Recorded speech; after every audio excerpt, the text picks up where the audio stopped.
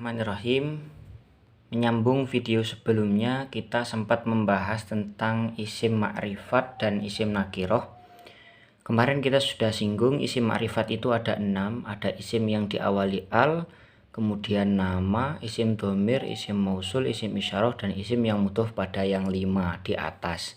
Nah terus, ini video ini kita akan khusus membahas tentang isim ma'rifat karena berupa nama atau isim alam. Ya, jadi dalam nahwu itu nama itu termasuk isim ma'rifat. Ya, nama apapun, nama orang, nama kota, nama daerah, misalnya begitu, julukan, kemudian macam-macam.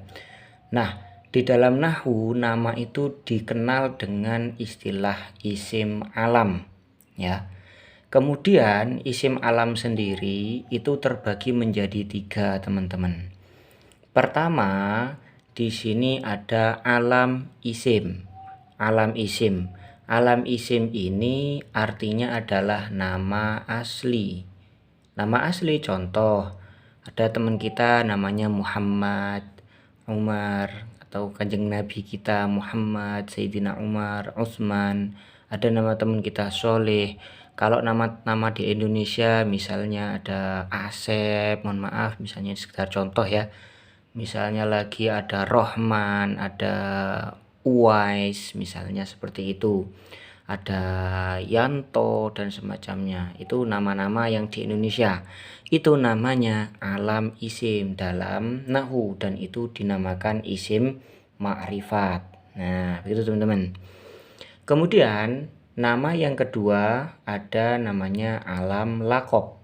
Lakob ini artinya julukan, ya, baik julukannya itu julukan yang baik atau julukan yang buruk. Misal, di sini ada contohnya Abdul Butun. Abdul Butun ini biasanya dikenal oleh teman-teman santri atau orang-orang Arab gitu ya, itu adalah orang yang senang makan. Kenapa? Karena dia hambanya perut, ya, jadi sering makan. Contoh yang lain ini adalah julukan yang baik, contohnya Syekhul Islam. Nah, ini contoh julukan untuk Imam Zakaria Al-Ansori, Syekhul Islam Zakaria Al-Ansori ya. Contoh lain misalnya ada julukan Hujjatul Islam Imam Al-Ghazali ya. Juga itu termasuk. Julukan di dalam bahasa Indonesia apa? Ya, tergantung ya, biasanya teman-teman misalnya kalau ada yang cerewet dijuluki mulut ember misalnya ya. Pokoknya julukan-julukan itu kategori alam lakob dan itu termasuk alam isim. Ini alam-alam begini nih di dalam bahasa Arab atau di kitab kuning itu dipakai teman-teman. Sehingga harus ngerti juga ya. Kemudian di yang terakhir, pembagian terakhir itu ada namanya di dalam bahasa Arab ya, nahwu shorof itu ada namanya alam kunyah.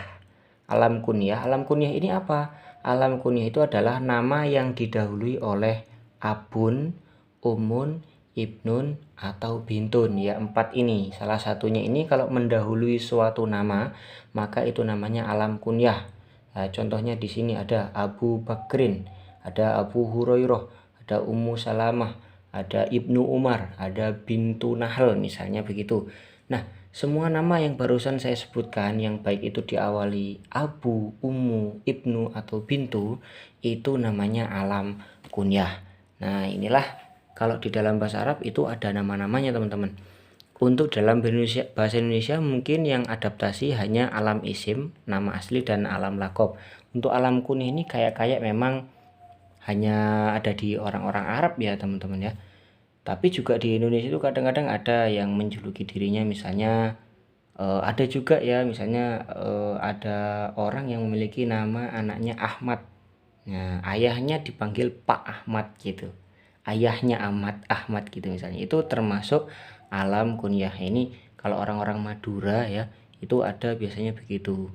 Jadi ada seorang laki-laki misalnya punya anak namanya Ahmad, dipanggil Pak Ahmad ya, paknya Ahmad ya, bapaknya Ahmad gitu. Nah, itu penjelasan dari isim ma'rifat yang kedua teman-teman, semoga manfaat. Wallahu a'lam bishawab.